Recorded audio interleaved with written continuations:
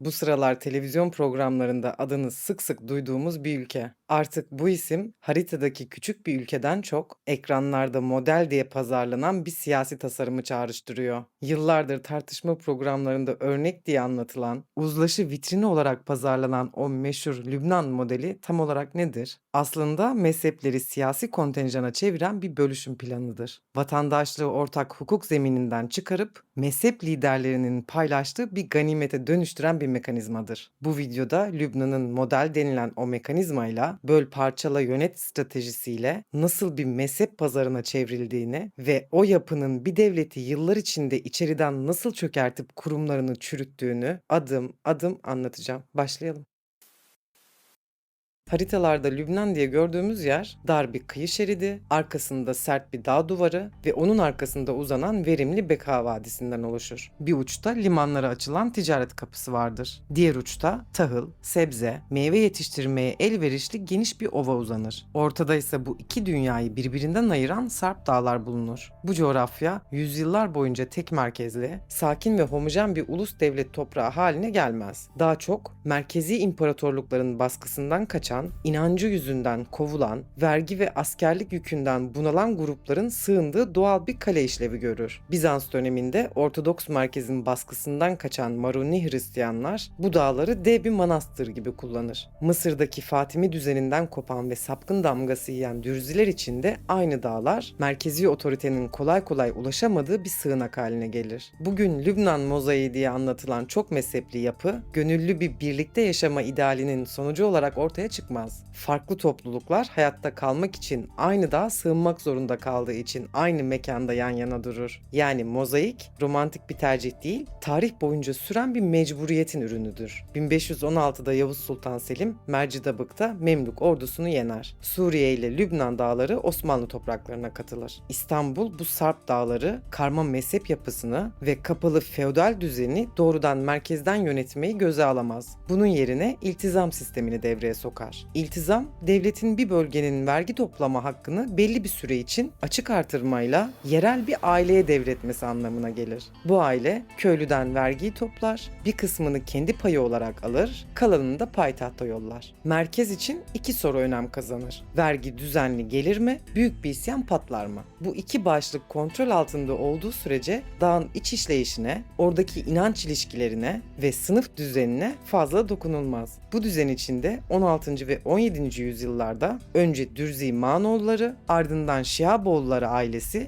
dağın emiri konumuna yerleşir. En üstte bu feodal hanedanlar vardır. Altlarında da farklı mezheplerden köylüler yaşar. Buradaki kritik nokta şudur: 19. yüzyıla kadar Lübnan'daki temel gerilim hattı Müslüman-Hristiyan çatışması değildir. Asıl ayrım toprağın sahibi feodal beylerle toprağa bağlı köylüler arasındadır. Bir Dürzi bey emrindeki Maruni köylülerden vergi toplar. Maruni köylü Dürzi emirin otoritesine bağlı yaşar. Din kimliği güçlü bir aidiyet alanını oluşturur. Ancak siyasi ve ekonomik düzeni belirleyen esas kuvvet toprak sahibiyle köylü arasındaki hiyerarşidir. 19. yüzyılda dünya ekonomisinin yeni rotaları bu dağlara kadar uzanmaya başlar. Avrupa sanayisi ipeğe ihtiyaç duyar. Lübnan'da ipek böcekçiliği ve ipek ticareti kısa sürede yüksek kar getiren bir işe dönüşür. Dağın bazı Maruni köylüleri ve tüccarları bu ipek ticaretinin ağırlık merkezine yerleşir ve zenginleşir. Yüzyıllardır dağın askeri gücünü elinde tutan Dürzi feodaller ekonomik üstünlüğü kaybetmeye başlar. Yani Maruniler zenginleştikçe biz neden Dürzilere itaat edelim ki demeye başlar. Sınıf dengesi değiştikçe mezhepsel kimlik yavaş yavaş daha sert bir siyasi dil kazanır.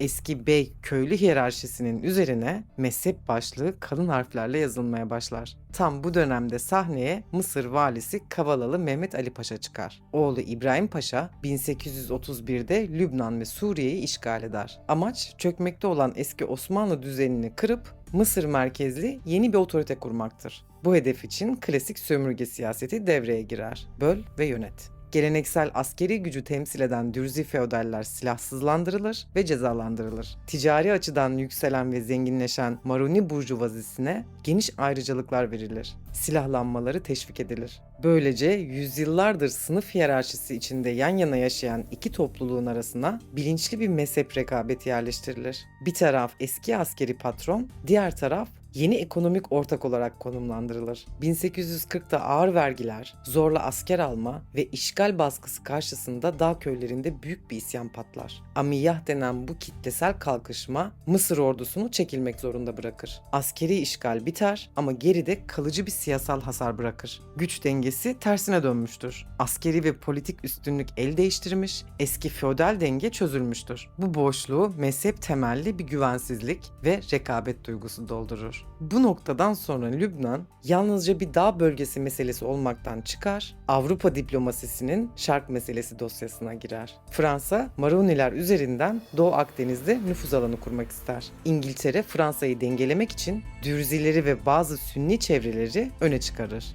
Her büyük güç Lübnan'daki bir mezhebi kendi bölgesel planı için kaldıraç olarak kullanır. Yani Lübnan'ın iç gerilimi dış güçler için işe yarar bir manivela haline gelir. Osmanlı merkezi bu tabloyu görür ve krizi yumuşatmak için 1842'de çifte kaymakamlık sistemine geçer. Bölge Beyrut-Şam yolu üzerinden kuzey ve güney olarak iki idari yapıya ayrılır. Kuzey, çoğunluğu Hristiyan olan bir kaymakama bırakılır. Güney ise çoğunluğu Dürzi olan bir kaymakamın yönetimine verilir. Fakat bu çizgi sağdaki gerçek nüfus dağılımına tam olarak uymaz. Güneyde hatırı sayılır Maruni nüfus, kuzeyde ise ciddi sayıda Dürzi ve Müslüman topluluklar yaşar. Harita üzerinde çizilen idari sınırla köylerin iç yapısı arasındaki bu uyumsuzluk her köyü potansiyel bir kriz bölgesine çevirir. Her kaymakam kendi mezhebinden olmayan gruplar üzerinde baskıyı artırdığında tansiyon yükselir. Güvenlik güçleri de çoğunlukla kendi cemaatinin refleksiyle hareket eder. 1860'da dağ köylerinde başlayan çatışmalar kontrolden çıkar. Şam'a kadar uzanan büyük bir mezhep savaşına dönüşür. Binlerce insan öldürülür,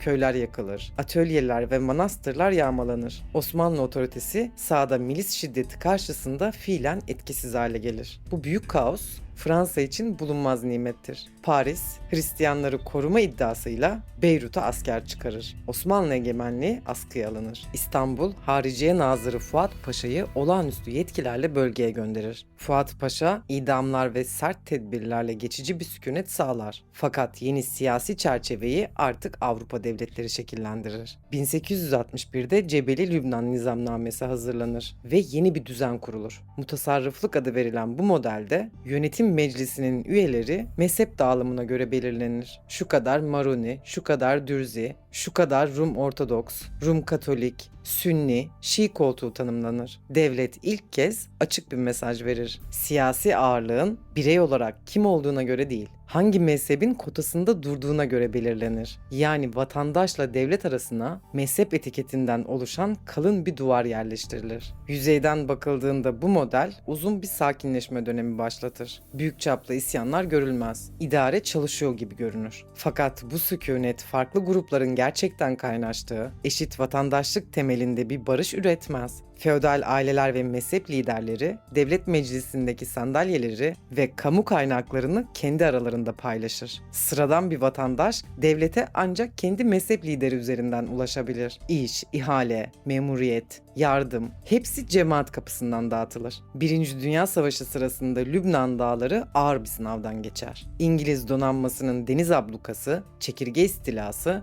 ve savaş koşulları yıllar süren büyük bir kıtlık yaratır. Dağın nüfusunun önemli bir kısmı açlıktan hayatını kaybeder. Özellikle Maruni toplumunun hafızasında bu dönem Müslüman çoğunlukla çevrili yalnız Hristiyan ada duygusunu güçlendirir. Fransa bu yalnız adanın gerçek bir garantörü gibi görülmeye başlar. 1918'de Osmanlı ordusu bölgeden çekildiğinde sahne bu kez Fransız ve İngiliz generallerine kalır. 1920 San Remo konferansında Lübnan ve Suriye'yi kapsayan alan resmen Fransa mandasına bırakılır. Fransa kendisine yakın gördüğü Maruni elitlere yaslanarak Doğu Akdeniz'de kalıcı bir üs kurmak ister. Fakat tarihsel küçük Lübnan'ın coğrafyası tarım, su ve liman imkanları açısından sınırlıdır. Sadece dağ bölgesine sıkışmış küçük bir alan modern bir devlet ekonomisini taşımakta zorlanır. Paris bu açığı sınır mühendisliğiyle kapatmaya çalışır. 1 Eylül 1920'de General Gouraud Büyük Lübnan'ı ilan eder. Trablus gibi Sünni nüfusun yoğun olduğu sahil kentleri, güneyde Şii nüfusun ağırlıkta olduğu bölgeler ve doğuda Beka Ovası yeni Lübnan'a eklenir. Böylece Maruni müttefiklere liman, tarım havzası ve stratejik derinlik sağlanır. Kağıt üzerinde bu karar ekonomik açıdan rasyonel görünür ama demografide yeni bir denklem ortaya çıkar. Maruni nüfus dağda göreli bir çoğunluk konumundayken genişletilmiş sınırlar içerisinde en büyük azınlık seviyesine geriler. Sınırlar genişler ama bu genişliğe uygun ortak bir ulusal kimlik doğmaz. Aynı devletin içinde geçmişi ve geleceği hakkında bambaşka hikayeler anlatan cemaatler yan yana yaşar. Yani devletin Sünni Müslümanları bu yapıyı ve Fransız mandasını kendi siyasi anlatılarının dışında görür. Kendilerini tarihsel olarak Suriye'nin parçası olarak tanımlarlar. Hristiyan entelektüeller Michel Chica çizgisinde Lübnan'ı Fenike kökenli, Akdenizli, Arap dünyasından ayrı bir ulus olarak tarif eder. Müslüman aydınlar Lübnan'ın Arap kimliğinden kopmayacağını, sınırların yapay bir masa ürünü olduğunu vurgular. Ortada bir devlet vardır ancak ortak tarih anlatısına sahip tek bir ulus bilinci oluşmaz. Aynı pasaportu taşıyan ama birbirine zıt dünya tasvirleri yapan cemaatler ortaya çıkar. Bu yapıyı kalıcı hale getiren kritik adım 1932 nüfus sayımı olur. Manda yönetimi, siyasi temsil ve bürokratik kadroları bu sayımın sonuçlarına göre düzenler. Elde edilen oran Hristiyanlar için sembolik bir eşik haline gelir. Hristiyanlar %51, Müslümanlar %49. Bu 51-49 dengesi Lübnan siyasetinin kutsal referansına dönüşür. Cumhurbaşkanının kim olacağı, meclis koltuklarının dağılımı ve devlet kurumlarındaki oranlar bu sayımın üzerine kurulur. Bu tarihten sonra Lübnan'da bir daha resmi nüfus sayımı yapılmaz. Çünkü herkes yeni bir sayımda Müslüman nüfusun çoğunluğa geçtiği gerçeğinin ortaya çıkacağını, bunun da bütün sistemi sorgulatacağını bilir. 1943'te 2. Dünya Savaşı'nın yarattığı boşlukta Fransa geri çekilirken, bağımsız Lübnan'ın yerel mimarları Maruni Bishara el-Huri ile Sünni Riyad el-Sulh bir ulusal pakt üzerinde anlaşır. Bu pakt yazılı bir anayasa metninden çok cemaatler arasında kurulmuş bir ortaklık sözleşmesine benzer. Formül sade görünür. Bu pakta göre Hristiyanlar Batı'nın doğrudan himayesini talep etmeyecektir. Müslümanlarsa Suriye ile birleşme hedefini rafa kaldıracaktır. Karşılığında devletin en üst makamları mezhepler arasında paylaştırılır. Cumhurbaşkanı Maruni, Başbakan Sünni, Meclis Başkanı Şii olur. Meclisteki sandalye dağılımı 1932 sayımına göre 6 Hristiyan, 5 Müslüman oranıyla düzenlenir. Bu düzen daha başlangıçta vatandaşlık fikrini zedeler. Devlet rasyonel kurallarla işleyen bir kamu aygıtı olmaktan çıkar, zaim denilen mezhep patronlarının aralarında paylaştığı bir ganimet masasına dönüşür. Zaim kendi cemaatini devlete taşır. İş, ihale, memuriyet ve yardım dağıtan kapı haline gelir. Vatandaş hakkını devletten talep etmek yerine zaimine bağlı kalmayı tek yol olarak görür. Devletle kurulan bağ doğrudan yurttaşlık üzerinden değil, cemaat aracılığı üzerinden şekillenir. Bu sakat doğumun ilk büyük kırılması 1958'de yaşanır. Mısır'da Cemal Abdülnasır liderliğinde yükselen Arap milliyetçiliği Lübnan'daki Müslümanlarda güçlü bir heyecan yaratır. Hristiyan Cumhurbaşkanı Kamil Şemunsa Batı bloğuna yaslanan Amerikan çizgisine yakın bir siyaset izler. İki dünya görüşü birbirine çarpar. Sokaklar gerilir. Ülke iç savaş eşiğine gelir. Kriz ancak Amerikan 6. filosunun Beyrut kıyılarına asker çıkarması ve General Fuat Şihab'ın dengeleyici rolüyle geçici olarak dondurulur. Yani devlet kendi iç krizini yine dış askeri müdahaleyle yönetmeye çalışır. Asıl yıkıcı süreç İsrail ile Arap dünyası arasındaki savaşların yükünün Lübnan'a yığılmasıyla başlar.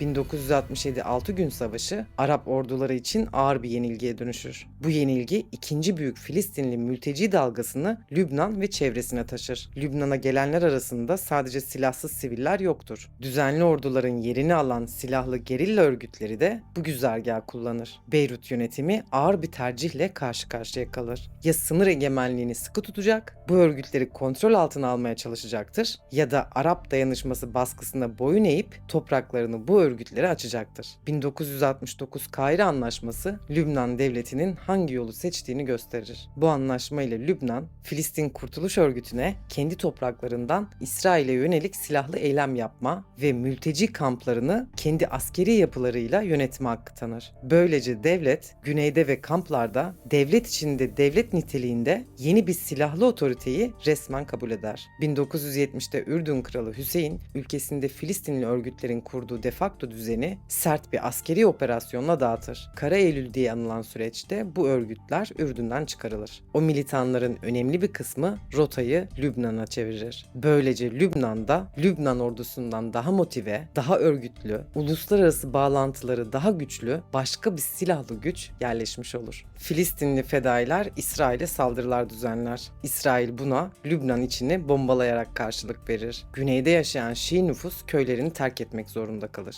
Beyrut'un yoksul banliyölerine yığılır. Devlet kendi sınırını ve vatandaşını koruyamadığını apaçık biçimde gösterir. Bu ortamda içerideki mezhep gerilimi keskinleşir. Maruni liderler silahlı Filistin varlığını Lübnan egemenliğine ve Hristiyan cemaatin geleceğine yönelmiş ölümcül bir tehdit olarak okur. Müslüman ve sol çevreler Filistinli gerillaları hem İsrail'e karşı direniş gücü hem de içerideki Maruni üstünlüğünü dengeleyecek siyasi militer bir ortak olarak görür. Dürzi lider Kemal Can Bolat, sol partileri ve pan-Arapçı akımları Lübnan Ulusal Hareketi çatısı altında toplar. Filistinlilerle stratejik ittifak kurar. Ordu, komuta kademesinde Hristiyanların, kadrosunda Müslümanların ağırlığı yüzünden felç olur. Tarafsız kalmaya çalışırken fiilen hareket edemez hale gelir. 1975 Nisan'ında Aynel Rumana'da bir kilise açılışı sırasında falangist konvoya ateş açılır. Ardından falangist milisler içinde Filistinlilerin de bulunduğu bir otobüsü tarar. Onlarca kişiyi öldürür. Bu karşılıklı saldırı 15 yıl sürecek iç savaşın fiili başlangıç noktası olur. Beyrut, Yeşil Hat denen bir sınırla ikiye bölünür. Doğu tarafı Hristiyan milislerin, batı tarafı Müslüman ve Filistinli güçlerin kontrolüne geçer. Kimlik kartındaki din hanesi kontrol noktalarında bir insanın yaşayıp yaşayamayacağına karar veren temel kriter haline gelir. 1976'da Kemal Can Bolat'ın önderlik ettiği cephe Hristiyan blokunu askeri çöküş sınırına getirir. Bu kez Maroni Cumhurbaşkanı Süleyman Faranji'ye koltuğunu ve cemaatinin ağırlığını korumak için Şam'ın kapısını çalar. Hafız Esad, Lübnan'daki radikal bir sol Filistin zaferinin İsrail'e erken ve geniş kapsamlı bir savaşa çekeceğini, bunun da kendi rejimini sarsacağını hesaplar. Arap Birliği onayıyla Suriye ordusu 1976'da Lübnan'a girer. Kağıt üzerinde barış gücü görünümü taşır. Ama fiilen Lübnan 29 yıl boyunca Suriye'nin askeri vesayeti altına girer. Suriye'nin varlığı savaşı bitirmez, yönünü değiştirir ve dondurur. Lübnan sadece kendi milislerinin hesaplaştığı bir sahne olmaktan çıkar,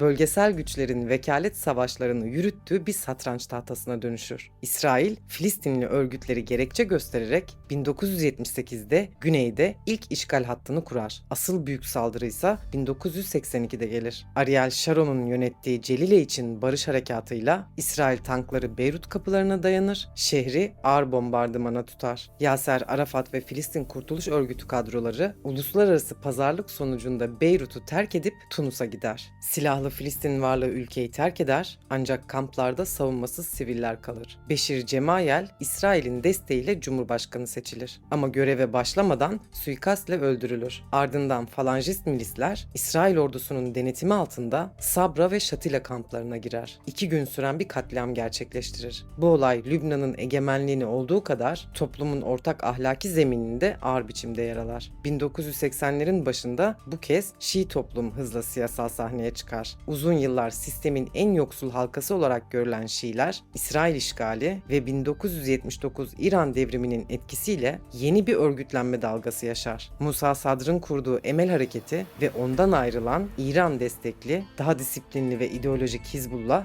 bu hareketlenmenin taşıyıcıları olur. Lübnan aynı anda hem iç mezhep savaşlarının hem de bölgesel direniş söyleminin merkezi haline gelir. 1983'te Beyrut'taki Amerikan ve Fransız askeri birlik merkezlerine düzenlenen intihar saldırıları yüzlerce askerin ölümüne yol açar. Batılı kuvvetler çekilir. Devletin boşalttığı alanları ağır silahlı milis yapıları doldurur. Savaşın sonuna gelindiğinde Lübnan devleti kağıt üzerinde hala vardır. Ancak sahada ülke topraklarını farklı milisler, yabancı ordular ve istihbarat ağları bölüşmüştür. 1989'da Suudi Arabistan'ın Taif kentinde ulusal uzlaşma belgesi imzalanır. İç savaş askeri bir zaferle değil, bu belgeyle kapanır. Taif düzeni Hristiyan-Müslüman sandalye oranını 6'ya 5'ten 5'e 5'e çeker. Yürütmenin ağırlığını Maruni Cumhurbaşkanı'ndan Sünni Başbakan'a kaydırır. Fakat sistemi taşıyan motor değişmez. Mezhep kotaları ve zaim düzeni aynen devam eder. Belgenin en kritik noktası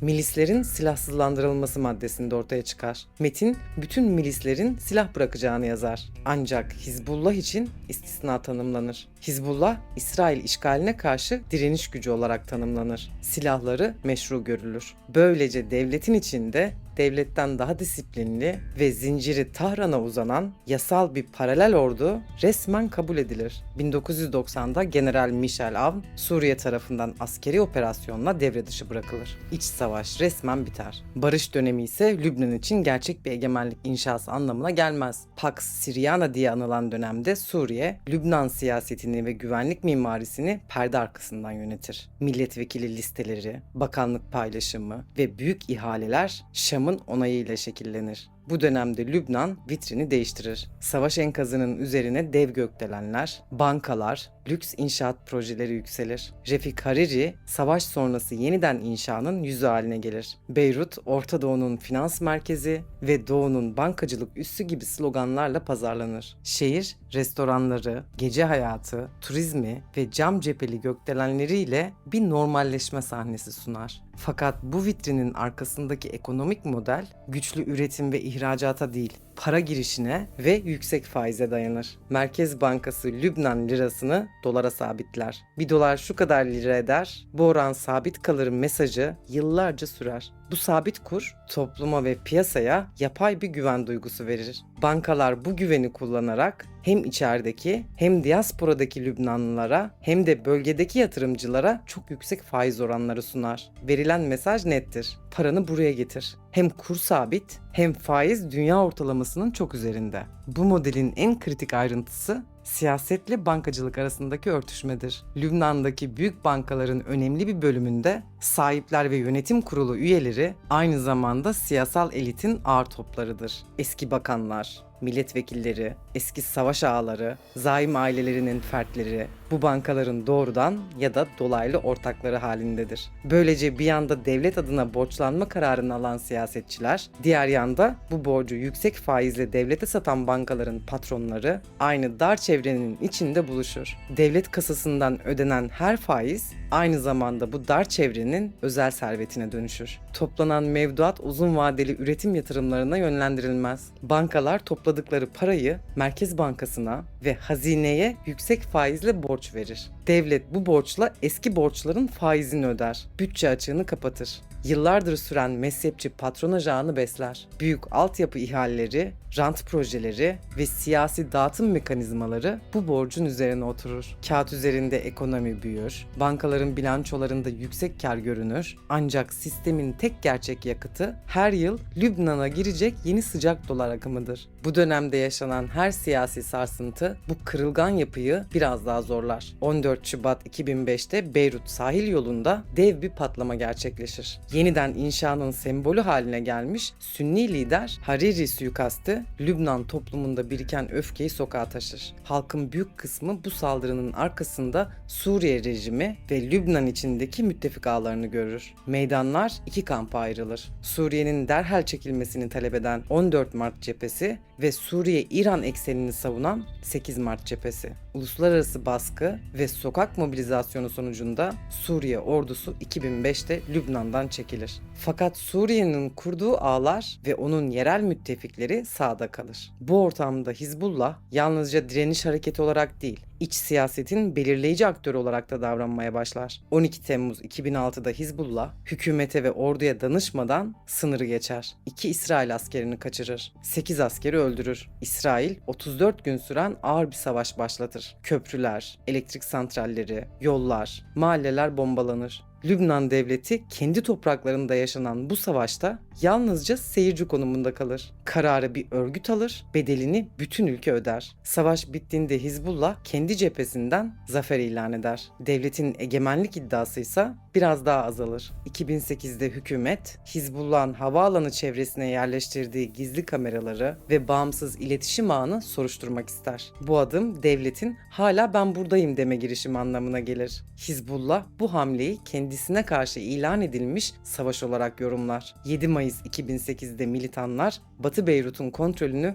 fiilen ele geçirir. Rakip siyasi liderlerin ofisleri kuşatılır. Ordu iç bölünme korkusuyla kışladan çıkmaz. Bu kriz Katar'ın başkenti Doha'da yapılan görüşmelerle çözülür. Doha Anlaşması Hizbullah ve müttefiklerine hükümet kararları üzerinde fiili veto yetkisi verir. Sandıkta çoğunluk sağlansa bile silahlı azınlığın onayı olmadan ülke yönetilemez hale gelir. 2011'de Suriye'de iç savaş başlar. Nüfusu yaklaşık 4 milyon olan Lübnan'a kısa sürede 1 milyondan fazla Suriyeli mülteci sığınır. Bu ülke nüfusunun 1/4'ine denk gelen dev bir yük oluşturur. Altyapı, iş piyasası, kiralar ve sosyal dengeler bu ağırlık altında zorlanır. Lübnan devleti kağıt üzerinde tarafsızlık ilan eder. Hizbullah ise sahaya inip Esad rejimi yanında aktif olarak savaşır. Böylece ülke bölgesel mezhep savaşının taraflarından biri haline gelir. Bu yıllarda savaş sonrası kurulmuş faiz odaklı ekonomik düzende peş peşe darbeler alır. Turizm zayıflar. Körfez sermayesi Lübnan'a mesafe koyar. Bölgedeki gerilimler tırmanır. Suriye Savaşı zaten kırılgan olan güven ortamını daha da aşındırır. 2016'da Merkez Bankası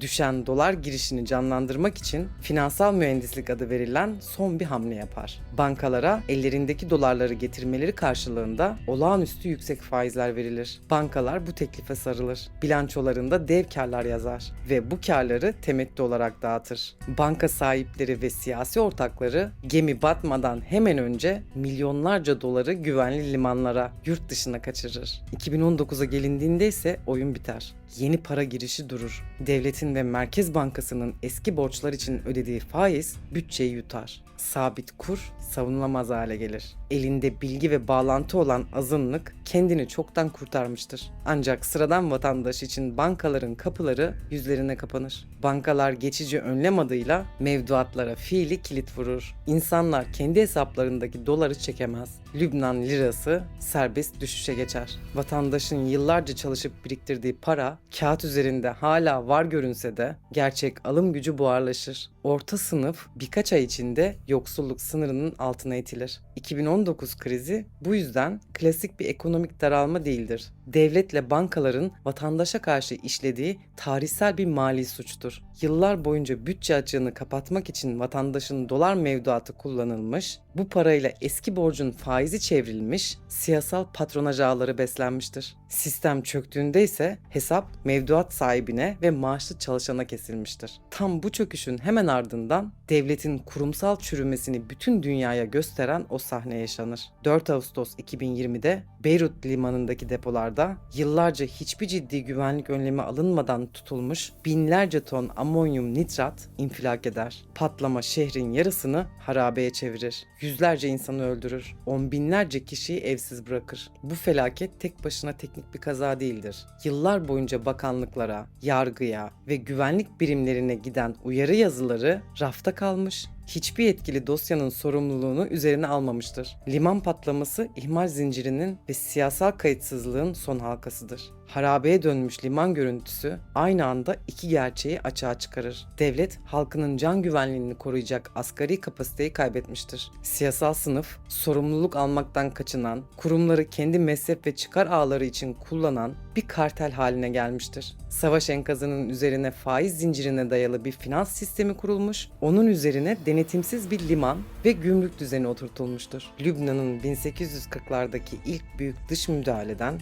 2020 liman patlamasına kadar uzanan hikayesi, Lübnan modeli diye sunulan sistemin ta kendisidir. Lübnan'ın hikayesi sadece Akdeniz kıyısındaki küçük bir ülkenin trajedisi değildir. Eğer bir ülkede devletin makamları bilgiye, emekle ve alın teriyle gelenlere değil, biata, sadakate, bizden olana ve tanıdık olana peşkeş çekiliyorsa, eğer bir devlet kendi halkından korkuyor, kendi vatandaşından hakikati saklıyorsa, enflasyonu, yoksulluğu, suç oranlarını ve gerçek nüfusu bir devlet sırrı gibi gizleyip halkını pembe yalanlarla, sahte verilerle ve üretilmiş zaferlerle uyutmayı devlet aklı zannediyorsa, eğer siyasetçiler ülkenin sorunlarını çözmek yerine sadece kendi iktidarını korumak uğruna komşuyu komşuya, kardeşi kardeşe kırdırıyorsa, toplumu vatanseverler ve hainler, inananlar ve inanmayanlar, biz ve onlar diye ortadan ikiye yarıp düşmanlık üzerinden oy devşiriyorsa, eğer devlet kendi halkına namlu doğrultan,